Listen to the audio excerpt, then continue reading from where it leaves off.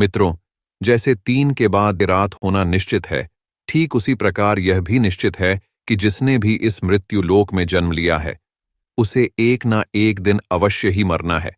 अर्थात अगर पृथ्वी लोक पर कोई सबसे बड़ा सत्य है, तो वह है प्राणी की मृत्यु होना। फिर भी कुछ लोग ऐसे होते हैं जो इस सच्चाई को स्वीकार करना नहीं चाहते हैं। और आप सभी ने देखा ही होगा कि हिंदू धर्म में मृत्यु के बाद शव को जलाया जाता है। साथ ही आपने यह भी देखा होगा कि अगर किसी व्यक्ति की मृत्यु सूर्यास्त के बाद होती है, तो उसका दाह संस्कार अगले दिन किया जाता है, रात को नहीं किया जाता है। ऐसे में आपने जरूर गौर किया होगा कि किसी परिवार में अगर किसी व्यक्ति की मृत्यु शाम के बाद होती है, तो उसे शव को अकेला नहीं छोड़ा जाता। परंतु मित्रों, क्या आप जानते हैं कि शव को रात भर अकेला क्यों नहीं छोड़ा जाता?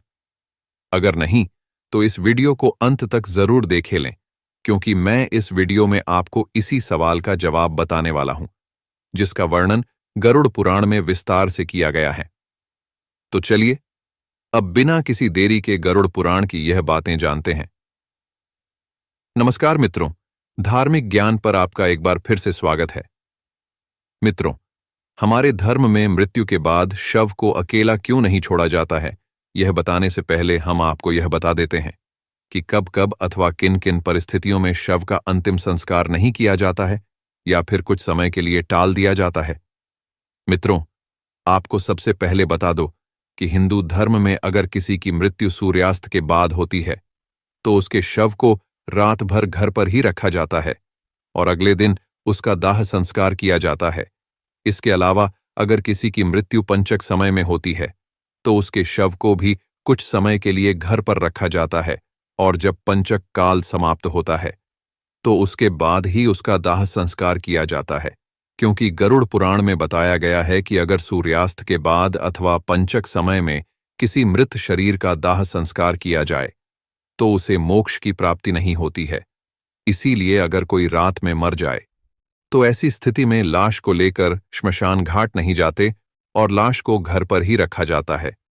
सुबह होने इंतजार किया जाता है और ऐसे में मृत शरीर को एक भी पल के लिए अकेला नहीं छोड़ा जाता है और कोई ना कोई व्यक्ति हमेशा रखवाली के लिए मौजूद रहता है। मृत शरीर को अकेला नहीं छोड़ने का सबसे बड़ा कारण यह है कि अगर शव को अकेला छोड़ दिया जाए, तो हो सकता है कि कुत्ते बिल्ली जैसे जानवर उसे नोच खाएंगे। और गरुड़ पुराण की माने तो ऐसे में मृत आत्मा को भी जब यमलोक के मार्ग में ऐसे ही यातनाएं सहनी पड़ती हैं। साथ ही ऐसा भी माना जाता है कि अगर शव को अकेला छोड़ दिया जाए, तो इससे गंध आने लगती है। ऐसे में यह जरूरी हो जाता है कि वहां कोई ना कोई व्यक्ति बैठा रहे और धूप या अगरबत्ती शव के चारों तरफ जलाता रहे, ताकि शव से आने वाली दुर्गंध चारों ओर फैले। गरुड़ पुराण के अनुसार भगवान विष्णु गरुड़ जी के पूछने पर कहते हैं कि हे पक्षीराज, इन सब के अलावा अगर किसी की मृत्यु हो जाती है और उसकी कोई भी संतान नहीं है, तो ऐसे समय पर भी शव को घर पर रखा जा सकता है, जब तक कि उसका पुत्र या फिर पुत्री ना आ जाए। क्योंकि जब खुद की संतान मृत शरीर को मुखाग्नि नहीं देती, तो उसका उद्धार नहीं हो पाता।